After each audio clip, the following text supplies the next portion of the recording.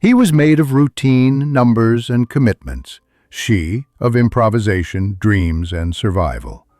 Two worlds that should never cross. But fate doesn't usually ask for permission.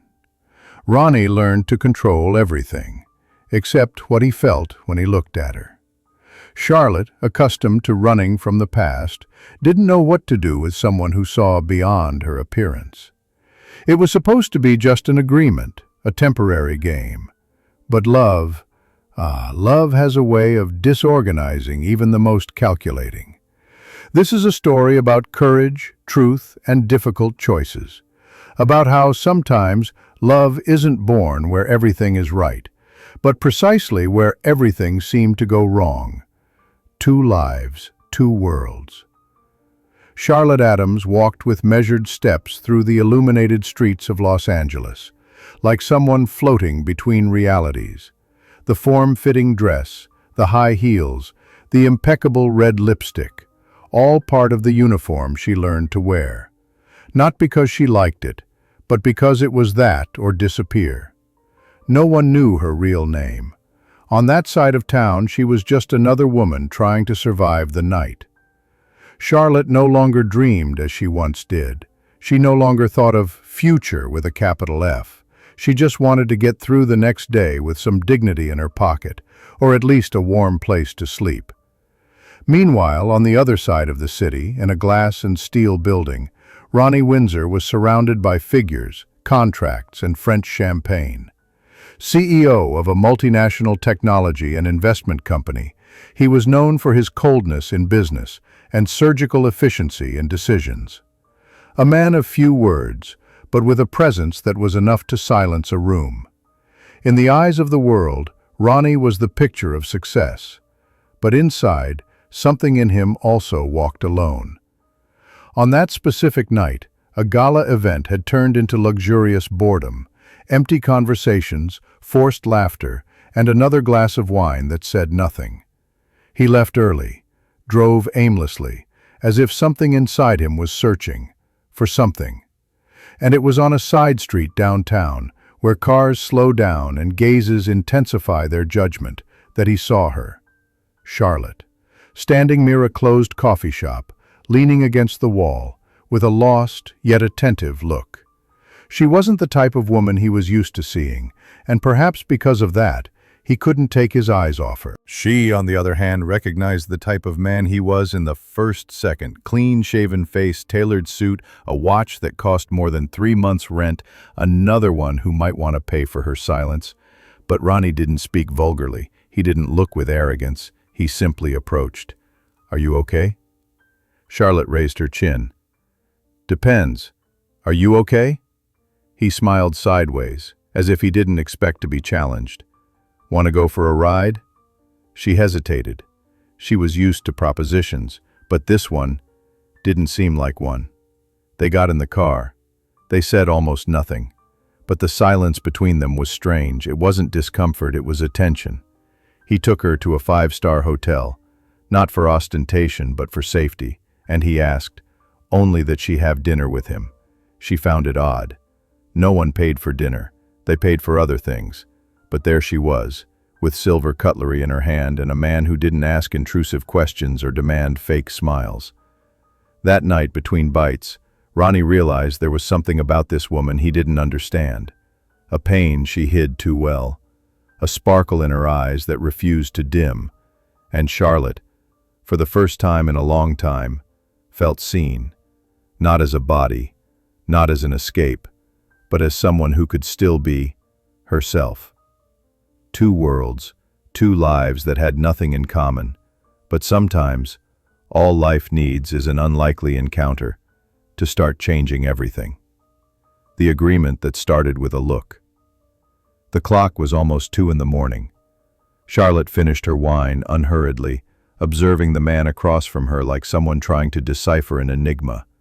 Ronnie Windsor, the cold executive from business magazines, seemed there, just a man tired of empty conversations and shallow relationships. She was used to proposals, but tonight was different. There was no rush, no demands. There was silence and unspoken questions. Ronnie, with intertwined fingers, looked at her with a mixture of curiosity and respect. "Have you ever imagined spending a week being treated as you deserve?" he asked without beating around the bush. Charlotte raised her eyebrows. "Treated as I deserve? Be careful with that. That kind of phrase usually comes before a trap." Ronnie smiled, for the first time showing something that resembled sincerity. "I'm not talking about possession. I'm talking about presence. My week is full of dinners, events, social gatherings. I need someone with me, company. Someone who won't annoy me and who can handle this world with some grace." She looked into his eyes. He wasn't joking. "You want to hire me? To be your escort?" she said, with a tone between irony and surprise. "I want you to accompany me. It's 7 days. You choose what to wear, what to say. I only ask for honesty and that you continue to be yourself." Charlotte leaned back in her chair, crossing her legs. This wasn't exactly new to her, but the tone was. It was as if he wasn't looking for company, but refuge. "And why me?" The question hung in the air. Ronnie didn't hesitate. "Because you don't try to impress me. Because you look me in the eye as if you know that my world is also empty." Charlotte was silent for a few seconds. It wasn't the kind of proposal one easily refuses, but it also wasn't something one accepts without thinking. She observed him once more, his posture, his calmness, his direct gaze. There was no malice, just loneliness. She extended her hand. 7 days, no promises after that. Ronnie shook her hand firmly. 7 days. The next morning, Charlotte woke up in a room that seemed to have come straight out of a magazine. White sheets, the scent of lavender, a breakfast tray that looked more like a feast. She looked at herself in the mirror. No makeup, no mask. And for the first time in a long time, she saw someone who deserved more than scraps of affection. Ronnie arrived shortly after with a discreet smile. "I hope you slept well. The first event is tonight." She smiled back. "Tell me the dress code. The rest, leave to me." And so began what neither of them knew. A week that would change everything. Not because of the luxury, nor the places, but because, by seeing themselves in each other's eyes, they began to remember who they truly were. And what seemed like just a contract between two lonely souls was about to become something neither of them expected to feel again. A beginning. Luxury, looks, and the beginning of transformation. Charlotte was never afraid to stand out, but until then, it was a matter of survival. That night, however, as she descended the hotel stairs in a minimalist black dress, slender heels, and a necklace borrowed from the city's most expensive jeweler, she didn't stand out of necessity. She simply shone. Ronnie was waiting for her in the lobby, in his traditional dark suit and sober expression. But when he saw her, for a brief second, his armor cracked. "Wow," was all he could manage. Charlotte smiled, pleased. "Is wow included in the package?" He extended his arm, and she took it naturally. And then, together, they left for the first event of the week. The ballroom was a festival of egos, businessmen, politicians, celebrities, all enveloped in expensive smiles and rehearsed speeches. Charlotte entered that environment as if she had always belonged there. She spoke confidently, laughed lightly, asked unexpected questions, and exuded an elegance that money can't buy, an elegance that comes from someone who has learned to read people and environments like reading the street where they grew up. The glances came, of course, some of admiration, others of judgment. But the most curious was the behavior around Ronnie.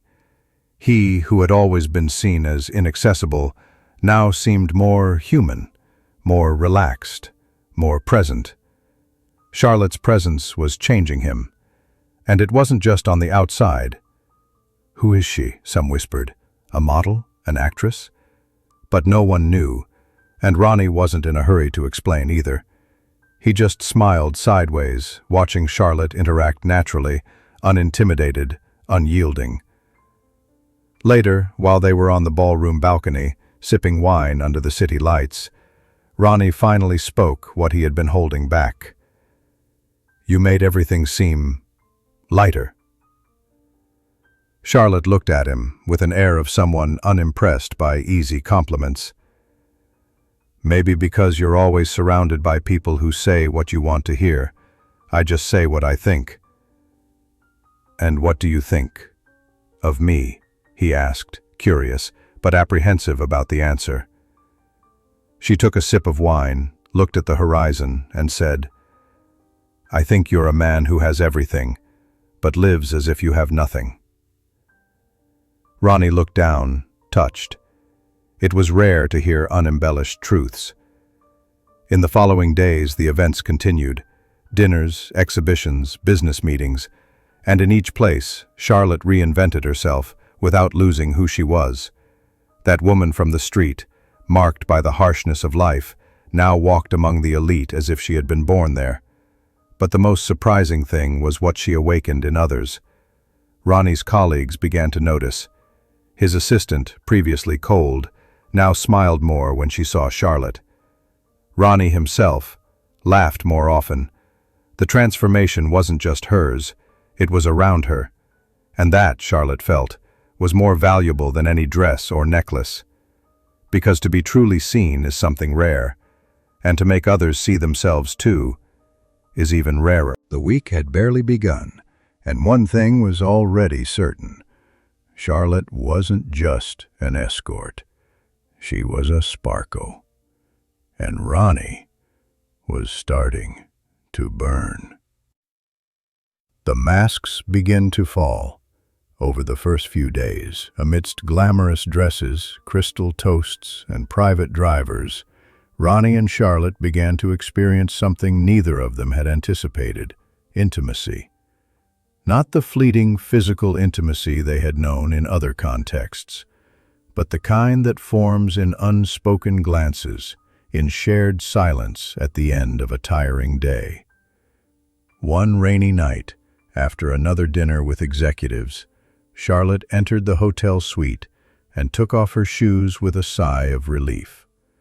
Ronnie was sitting on the edge of the bed, his tie undone, his gaze lost. She noticed something different, a weight, an emptiness. "Are you okay?" she asked, sitting beside him. He took a few seconds to reply, "I hate all of this." Charlotte raised her eyebrows. "What? The money? The parties?" "No. I hate the version of myself I created to fit into this world. Always so controlled, so calculated, as if I were a brand, not a man." Charlotte was silent. She hadn't expected that, but she also didn't judge. "I know what it's like," she murmured, "pretending everything is fine just to survive another day." He turned his face towards her, curious. "And what's your story, Charlotte?" She hesitated. For a moment, she thought about inventing something elegant, tragic, and controlled. But something in her didn't want to lie. "I was a waitress in a small restaurant. I worked hard. I dreamed of going to college. But life kept closing doors, one by one. My father drank. My mother left. And one day, I had to choose between begging or learning to play by the rules of a world that never gave me a chance." She laughed, a short, bitter laugh. "Funny, right? Everyone thinks we choose this life. No one imagines that sometimes it's that or nothing." Ronnie watched her in silence. There in front of him was no longer the elegant woman from the events. It was Charlotte. Raw, real, strong in her pain. He slowly moved closer, with no hidden intentions, just to hold her hand. "You don't deserve to carry all of this alone." She looked at him, eyes brimming, but firm. "And neither do you. No one should." In that moment, something changed. They were no longer the executive and the escort. They were two human beings, stripped of their masks, embracing their wounds as if finding refuge in each other. In the days that followed, their dialogues became deeper, their laughs more sincere, their silences more comfortable. Charlotte no longer saw Ronnie as the man in the impeccable suit, and he in turn no longer saw her merely as a woman with a past that needed to be hidden. They saw each other, and that was rarer than any jewel he could offer her. The masks began to fall, and in place of appearances, something rare emerged: authenticity. Because love, true love, only flourishes when we have the courage to be who we are, with all the flaws, the scars, and the beauty that exists in truth. When the world starts to notice. For days, Charlotte and Ronnie lived as if in a universe of their own. Gala events, refined dinners, helicopter rides, but above all, they experienced sincere exchanges, glances that said more than 1,000 words, and touches that seemed to heal old wounds. But the real world doesn't take long to invade any paradise. And little by little, the questions began to arise. First in whispers in corporate corridors, then in curious glances at parties. Who is this woman next to Ronnie Windsor? She doesn't seem to be from our circle. Could a scandal be brewing?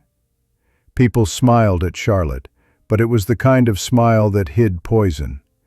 A smile that tested, judged, underestimated. She felt it in every cold handshake, in every unenthusiastically raised glass. Ronnie noticed too, but for a while he pretended not to. He was in love, and love, when it blossoms intensely, creates a protective bubble. However, even the most beautiful bubbles burst. Everything exploded at a business lunch. Charlotte was by Ronnie's side, elegant as always, confident and kind.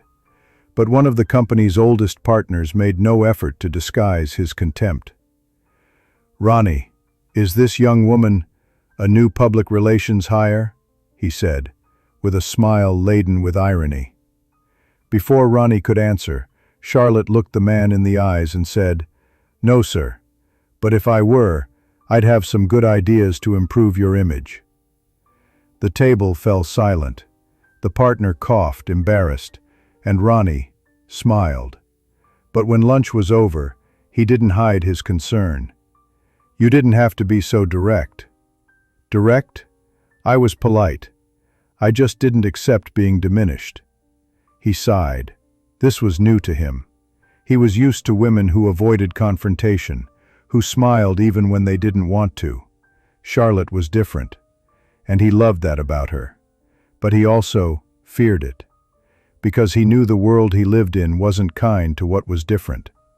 And Charlotte, despite everything, was still seen as an intruder. That night, lying beside him, she asked, "If it were just up to you, would you choose me?" Ronnie was silent for a long moment. Then he replied sincerely, "I would choose you. But my world, it comes with rules, pressures, appearances." Charlotte felt her heart tighten. She knew. She always knew. The difference was that now she felt she had something to lose. The next day, a gossip column published the first note: "Who is the beautiful stranger enchanting Ronnie Windsor? Sources say she came out of nowhere and might be hiding something." Charlotte read in silence, sitting in the hotel coffee shop. She closed the newspaper, raised her chin, and took a deep breath. She wasn't a secret. She wouldn't be treated like one. And Ronnie, outside that coffee shop, read the same text and felt the weight of the decision approaching. When the world starts to notice, love is put to the test, and resisting isn't always easy. But sometimes it's under pressure that we reveal who we are and who is truly on our side.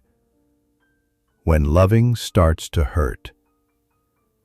The love between Charlotte and Ronnie had begun as a contract, transformed into connection, and now it was a stretched rope between the desire to continue and the fear of not belonging.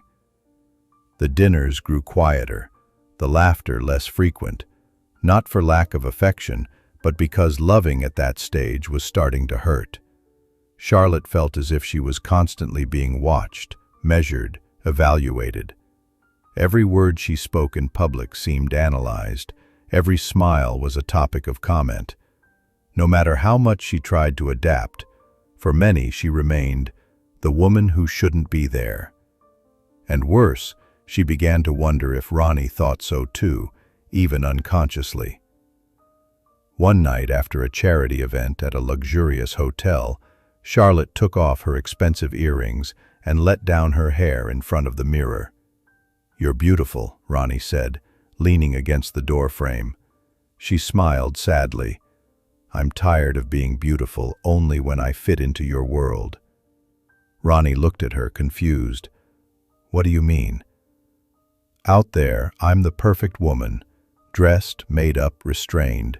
But in here, I'm still the woman from the sidewalk, and sometimes I think you prefer that controlled version of me too." He approached, sincerity in his eyes. "Charlotte, I never asked you to change." She took a deep breath. "No, but you don't defend me when the world tries to erase me." The silence that followed spoke more than any words. Ronnie felt the weight of the truth. His world was cruel to what it didn't understand, and he, accustomed to dealing with pressures and appearances, had hesitated when he most needed to be firm. Charlotte, in turn, began to question herself. Is it worth loving someone if it means erasing parts of herself? In the following days, she began to distance herself, even while being by his side. She did everything with elegance, but inside, she was conflicted. It was like dancing in a room full of broken mirrors. Each step hurt. Ronnie tried to maintain the routine, but the enchantment of the first days had been swallowed by reality. The external judgment, the veiled advice from partners, the headlines disguised as gossip. He loved her, he knew that, but he was also confused. Loving Charlotte also meant confronting his own universe, and he had never had to choose between his heart and his status. One night, lying beside him, Charlotte asked, almost whispering, "Have you thought about what happens after these 7 days?" Ronnie was silent. He looked at the ceiling for a moment. Then he turned to her and said, "I have, but I still don't know the answer." Charlotte nodded, as if she had expected it, and in that instant, she understood something that hurt more than any rejection. Sometimes, love doesn't end. It just doesn't find space to keep growing. The next morning, she woke up before him. She looked at Ronnie's face, serene in sleep, and smiled tenderly. Then she got up, walked to the window, and gazed at the horizon. She knew the departure was near, not for lack of feeling, but for an excess of reality. Because, unfortunately, love is not always enough, and there are times when staying is more painful than letting go. Heart-wrenching decisions. The 7th day had arrived, the one that, from the beginning, was marked as the end of the contract. But what began as an agreement had already transformed into something much deeper and also more painful. Charlotte woke before sunrise. She ran her fingers over the delicate fabrics of the dress hanging on the armchair. She felt no anger, no bitterness. She felt exhaustion. In the past few days, she had been everything: elegant, intelligent, patient. But inside, she knew she was on the verge of losing herself. Because, despite the love, there was a limit, that of loving herself, too. Ronnie woke up shortly after. He saw Charlotte standing by the window, her shoulders slightly bowed. And in that instant, he knew she was about to make a decision. "Are you leaving?" he asked, his voice still hoarse. She didn't turn around. "Today is the last day, remember?" He sat up slowly, feeling the weight of those words. "It doesn't have to be, Charlotte." She closed her eyes, took a deep breath, and said, "Yes, it does, if it continues like this." Charlotte turned and faced him with a calm but firm gaze. "I love you, Ronnie, but I can't live wondering if you'll defend me in the next room full of poisonous smiles. I can't be a secret, a shadow in your world of spotlights." Ronnie stood up, his heart in his throat. "You're not a secret. You never were." "Then why do you stay silent when they talk about me as if I'm a fraud? Why do you hesitate when they ask where I came from, as if my past is a shame?" He swallowed hard. He didn't have a ready answer, because the truth was harder than he wanted to admit. I'm afraid, Charlotte. Afraid of losing everything I've built." She smiled sadly. "And I'm afraid of losing myself." Silence, the kind that cuts deeper than shouting. Charlotte walked up to him, took his hands, and with tears in her eyes said, "Love is a choice, Ronnie, every day. And today, I choose to leave, because I still want to love myself when all of this is over." Ronnie felt the world spin. He wanted to ask her to stay. He wanted to promise he would face everything with her. But he said nothing, because he still didn't know if he was ready. Charlotte picked up her bag.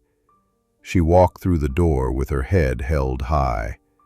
And as she left a trail of something rare: dignity amidst pain. Ronnie stood in the middle of the room, alone, not physically, but emotionally, alone as he had never been before. And there, in that heavy silence, he began to understand what he had truly lost. Not an escort, not a companion, but a woman who had seen him like no one else, and who, even loving him deeply, had the courage to part. Because sometimes the most difficult decisions are also the most necessary. The silence after the farewell. The apartment felt larger without Charlotte. Every corner brought back a memory of something he hadn't known he had built. A scent in the air, a chair that was no longer occupied. Ronnie walked through the corridors with slow steps, as if treading on his own silence. He had always been a man of control, of his work, his life, the image he projected. But now he felt that something essential had slipped through his hands, leaving an emptiness he didn't know how to fill. In that silence, the voices began to speak louder. Not the voices of the corporate world, of partners or events, but the internal voices, the questions he had avoided for so long. Who am I without her? What am I willing to lose to be truly happy? The phone rang frequently, but he was no longer in a hurry to answer. Meetings continued, but they lost their sparkle. The champagne tasted more bitter. Ronnie spent hours looking out his office window, watching the city pulse below, and thinking about Charlotte. The way she made him laugh effortlessly, the sincerity in her eyes, the courage with which she faced a world that had so often rejected her. He remembered their conversations on the ballroom balcony, the shared silences, the touch of hands he didn't want to let go of. And he realized that, amidst so much luxury, he had lost the essential. For days he tried to stick to his routine, but the nights were long and lonely. Charlotte's messages, though few, shone like lighthouses in the darkness. He hesitated before replying, fearing to reveal too much or seem too vulnerable. Then, one day, he found a photo of her on his phone, a genuine smile, from days when there was still hope. He pressed the device against his chest, feeling a mixture of longing and regret. Ronnie knew he couldn't simply go back in time, but he also knew he needed to change, that the emptiness was an invitation to reinvent himself. He sought out friends, asked for advice, read books about emotions and relationships, things he had always considered superfluous, and little by little, he began to understand that loving is also allowing oneself to be vulnerable, that controlling everything doesn't bring happiness, that losing Charlotte was, in fact, the beginning of a search, the search for himself. A month after the farewell, Ronnie was different, more open, more human. Still scared, of course, but willing to face his ghosts. And then, in a moment of courage, he decided he would look for Charlotte. Not to ask her to come back, but to thank her. Thank her for coming into his life, for showing him that love is not a luxury for a few, but a necessity for all. In the silence after the farewell, Ronnie discovered that true transformation begins when we face the emptiness and choose to fill it with love, courage, and truth. The unexpected reunion. Ronnie held the phone with a mix of anxiety and determination. He had been looking for Charlotte for weeks, but she always seemed to slip away, like a shadow that couldn't be touched. Today, however, something was different. He had found a clue, an address, a chance. As he arrived at the small neighborhood cafe Charlotte liked to frequent, his heart quickened. She was there, sitting alone, looking out the window, as if waiting for someone, or perhaps just daydreaming. Ronnie took a deep breath and approached, his steps slow, almost shy. "Charlotte?" he called, almost disbelieving. She looked at him, surprised. For a moment, she said nothing. She just studied the man before her. "Ronnie." Her voice was steady, but held emotion. They sat facing each other, amidst the aroma of coffee and the murmur of the city. "I thought you wouldn't come," she said. "I thought I didn't deserve to," he replied, with sincerity. The words that followed were the hardest they had ever spoken. Ronnie talked about the emptiness he felt, about the changes he tried to make, about how much he had learned from her. Charlotte spoke of the pain of leaving, the fear of losing herself, but also the hope that never faded. It wasn't an easy reunion. It wasn't an instant fairy tale. It was real, with doubts, fears, forgiveness, and the will to try again, this time for real. By the end of the afternoon, walking side by side through the neighborhood streets, both knew there was still a long road ahead. But for the first time, they weren't alone. Ronnie learned that true love isn't perfection, but acceptance. Charlotte understood that courage also means making space to be loved. And so, in the unexpected reunion, two worlds that almost got lost found a new chance. The power of true love. The story of Ronnie and Charlotte shows us that true love goes far beyond appearances, social classes, and the world's judgments. It's a connection born of respect, the courage to be who we truly are, and the willingness to face life's challenges together. They remind us that even when everything seems difficult, when differences seem insurmountable, love can be what transforms the impossible into possible. Ronnie and Charlotte started as strangers, from different worlds, but they found each other in truth, even if it required sacrifices and painful choices. And this story doesn't end with a perfect fairy tale, because real love is never perfect. It's made of imperfections, of lessons learned, of the courage to show vulnerability, and to fight for what matters. What we can take from this is that loving is above all an act of courage, courage to look into another's eyes and speak the truth, courage to tear down the masks we hide behind, courage to face the world's judgment and follow our hearts. If you enjoyed this story and want to hear more accounts that touch the heart, that show the power of transformation and hope, be sure to subscribe to the channel. Turn on notifications so you don't miss any new videos. Because here, every story is a journey that can change how you see the world and yourself. And of course, share this story with someone who needs a word of hope today. Leave a comment below with what you thought of this narrative. Have you ever experienced a love that changed everything? Or do you know someone who needs inspiration to believe again? Let's build a community together where love, truth, and courage are always celebrated. Thank you for being here. See you in the next video with more touching stories to warm your heart.